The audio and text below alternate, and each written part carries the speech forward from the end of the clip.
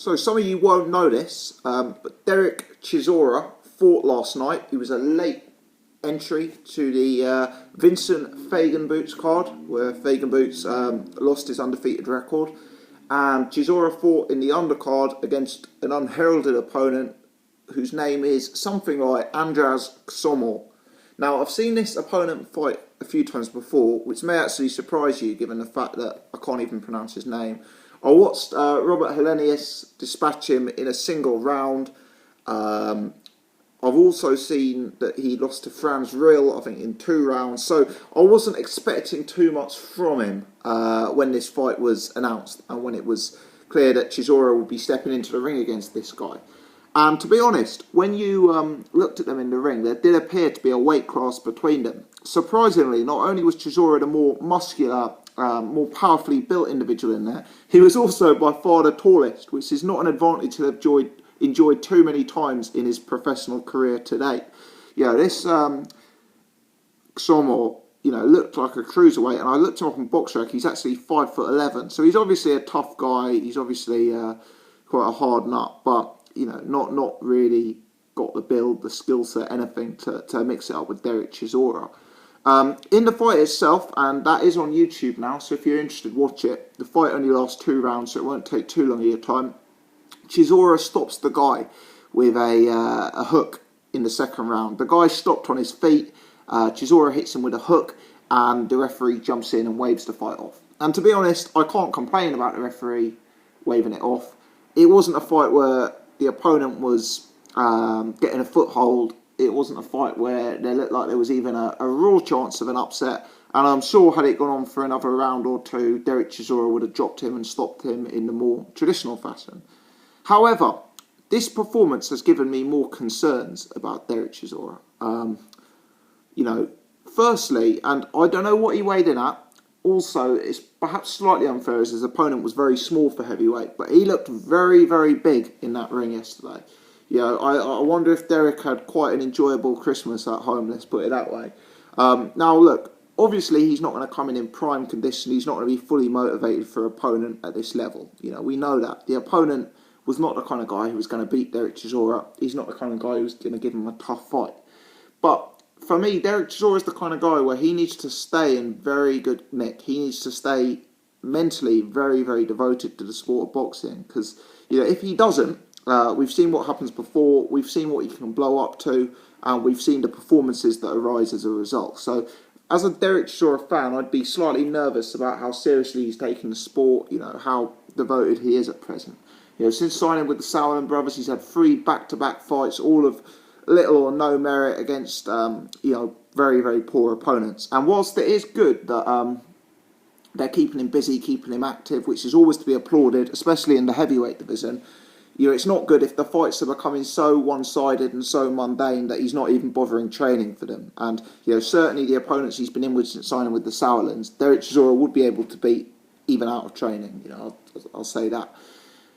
The performance last night I felt was a bit lacklustre. This opponent, who was very, very poor, was able to smother Chisora's work at times. And, we saw a lot of the trademark Chisora problems that have emerged in the past.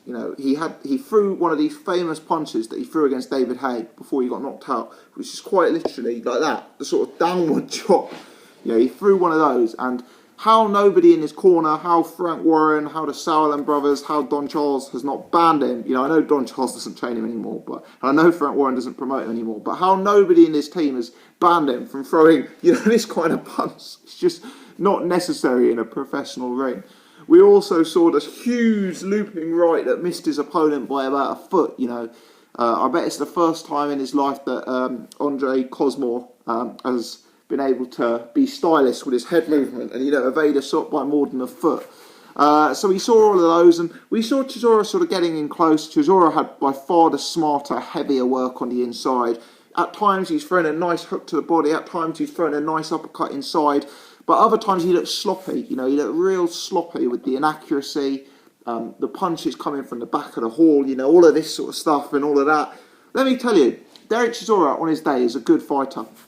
He's a good fighter. He's someone who could give the likes of Anthony Joshua or Robert Helenius a stern test. Huey Fury, he could give those guys a stern test. But if he comes in throwing these punches that take 10 minutes to deliver and throwing punches, you know, like that, guys like Hughie Fury, guys like Anthony Joshua, they're just going to be able to pick him off from range. You know, he needs to really cut that sort of stuff out. And it's remarkable that he's had, 30 fights, he's fought at such a high level, and these sort of consistent and obvious frailties still exist in his game. And I thought that was a bit concerning. He took a lot of shots last night from this opponent. Now, don't get me wrong, at no stage did the opponent hurt him, have him in trouble. At no stage did the opponent really land anything of note. But if you watch the fight back, it's surprising that this guy does land on Chisora on multiple occasions in what is a 4 or 5 minute round fight. And whilst it doesn't bother Chisora, whilst the guy's clearly got nothing to hurt him or upset his rhythm, I'm just starting to be a bit concerned. Chisora turns up, he looks heavy, he's getting tagged by a journeyman, he's throwing these inaccurate shots, these sort of downwards chopping punches that got him stopped against David Haye. And he's kind of letting his work be smothered. I quite liked Chisora in his last 2 fights. I thought he was a bit more composed, a bit more patient, even against a terrible level of opponent. But I thought last night it was a slightly lesser performance for me. And it was the sort of performance that, whilst it was clearly leagues above the opponent he was in with, it's the sort of performance where if he fought like that against a slightly better level of opponent, he would get picked off, He would get hurt from range.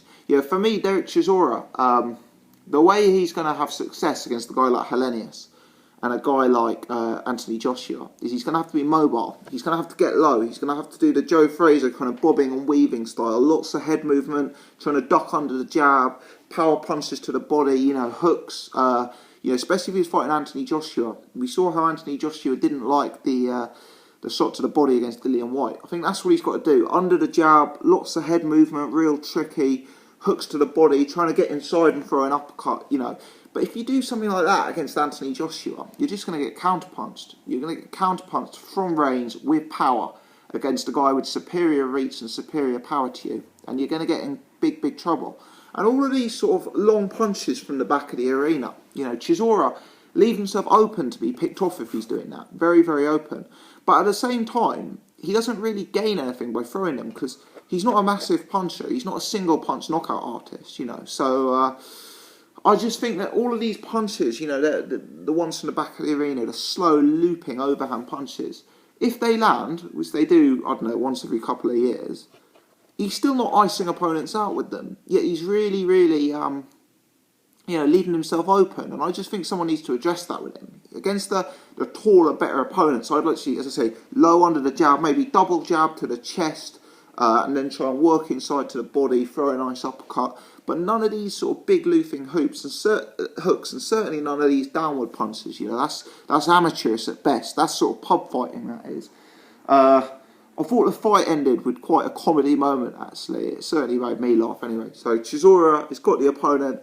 I can't remember if it's a right hook. Let's say it's a right hook. So he lands a nice right on the opponent, sees that the opponent is going to get stopped off the back of it, and then sort of 2 or 3 seconds after throwing the right, he sort of pulls it back stylishly, like it was some sort of video game punch, boom, boom, And I thought that was quite a funny ending, that sort of stylish way he pulled back his hook, having spent half of the fight in a scrap with a guy who was, if we're honest, nothing more than a bouncer level, really. So, an interesting performance from Dereck Chisora. Seems to have a mixed reaction online. I'm a bit concerned. I think that he's going to have a big fight very soon. Probably his next fight is going to be a bigger fight. Be that Anthony Joshua, be that Robert Helenius, which I think is more likely. And I just think against Robert Helenius, he's going to have to be a lot more aware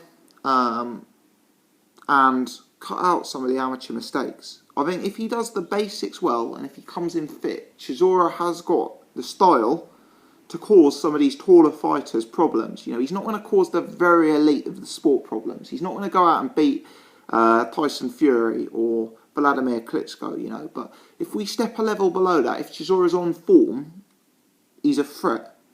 But he needs to work on the things that he's doing wrong that I've mentioned in this video. Let me know your thoughts. If you've enjoyed this, give me the thumbs up, I'd appreciate it. A lot of heavyweight boxing previews coming next week. David Haye, Mark Damori, Charles Martin versus Glazkov, Wilder Spilka. Might even look at the Amir Mansour fight if I get time.